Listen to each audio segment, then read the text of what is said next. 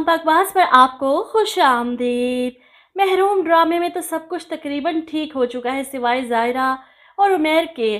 ज़ायरा को पता है कि अब अपनी माँ से माफ़ी मांगने के बाद उमैर का अगला टारगेट मैं हूँ और उमैर भी यही सवाल अपनी माँ से करता है, आप तो मेरी माँ हैं इसलिए मुझे माफ़ कर दिया, लेकिन क्या ज़ायरा मुझे माफ़ कर सकेगी? जवाब में नसरीन बेगम कहती हैं, उमैर तुमने सच में उसके साथ बहुत बुरा किया है। अब वो तुम्हें माफ़ करे या ना करे ये तो सिर्फ़ खुदा ही जानता है, या फिर ज़ायरा। हम सब तो तुम्हारा खून है, तुम्हें माफ़ कर ही देंगे, लेकिन तुम्हें अल्लाह से भी माफ़ी मांगनी चाहिए उस मासूम बच्ची का दिल दुखाने की। और उमैर सच में शर्मिंदगी में डूब जाता है। अब इसका एक ही मकसद होगा, ज़ायरा इसे माफ़ कर दे, इसकी ज़िंदगी में वापस लौट आए। और वहीं ज़ायरा जिसके अंदर बस थोड़ी सी अना है, जिस दिन वो टूटी इसने उमैर के पास ही वापस जाना है, कोई दूसरा ऑप्शन नहीं। साथ को तो वैसे ही किसी खातिर में नहीं लाती। अब उमैर डिस्चार्ज होकर घर वापस जा रहा है, लेकिन जाने से पहले नसरीन बेगम ज़ायरा से मिलने और उसके घर से अपना सामान उठाने के लिए वहाँ जाती हैं। ज़ायरा जिसे यकीन था सब साथ छोड़ जाएंगे, लेकिन नसरीन अम्मी इसका साथ नहीं छोड़ेंगे। लेकिन उमैर के ठीक होते ही नसरीन बेगम भी उसके पास आती हैं माजरत करने कि मुझे उमैर का ख्याल रखना है, वहाँ उस हवेली में मेरे अलावा इसका है ही कौन। अब ज़ायरा इन्हें रोक तो नहीं सकती, इसलिए खामोशी से खड़ी इनकी बातें सुन रही है। ऐसे में वो अपनी नसरीन अम्मी को पाबंद करती है कि आपको मुझसे वादा करना होगा, आपको उमैर को फोर्स नहीं करना कि वो वापस आए या फिर मुझसे माफ़ी मांगने की कोशिश करे।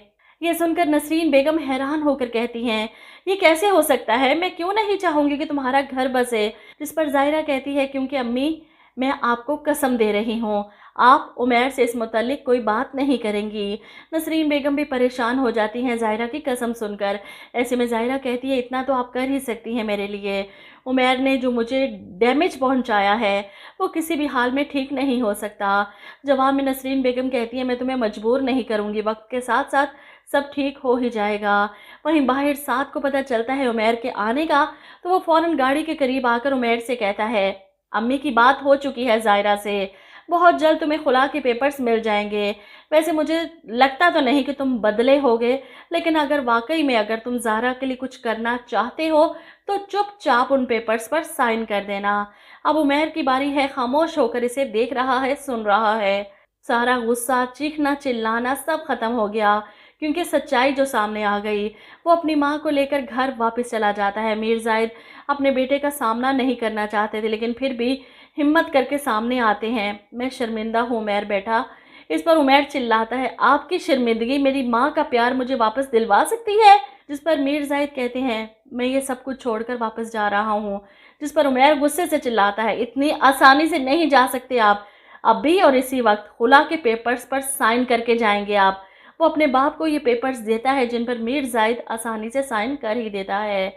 वहीं नसरीन बेगम भी अपने बेटे के गले लगकर रोती हैं आज़ाद होने के बाद।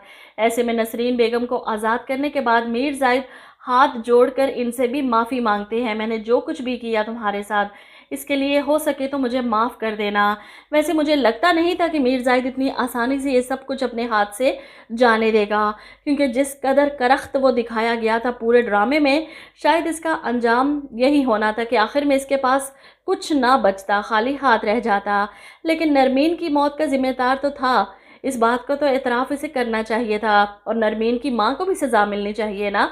बहरहाल ड्रामे की एक या दो एक साथ ही मुझे लगता है बाकी रह गई हैं, शायद एक दो दिन में इसकी लास्ट एपिसोड नशर कर दी जाए उमैर और ज़ायरा को एक साथ दिखाकर। मुझे तो यही एंड नज़र आ रहा है।